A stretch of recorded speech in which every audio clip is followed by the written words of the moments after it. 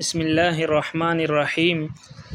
حضرت عائشہ رضی اللہ تعالیٰ عنہ فرماتی ہے کہ نبی اکرم صلی اللہ علیہ وسلم ایک مرتبہ دولت کدہ پر تشریف لائے تو میں نے چہرہ انور پر ایک خاص اثر دیکھ کر محسوس کیا کہ کوئی اہم بات پیش آئی ہے۔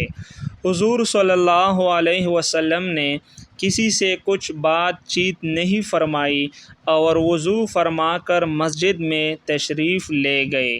میں حجرہ کی دیوار سے لگ کر سننے کھڑی ہو گئی کہ کیا ارشاد فرماتے ہیں۔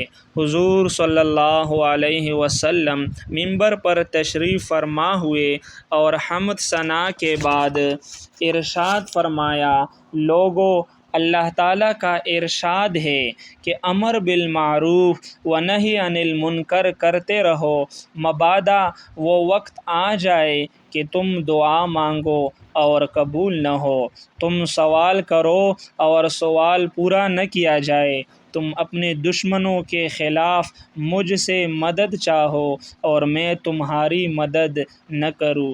یہ کلمات طیبات حضور صلی اللہ علیہ وسلم نے ارشاد فرمائے اور ممبر سے نیچے تشریف لے آئے۔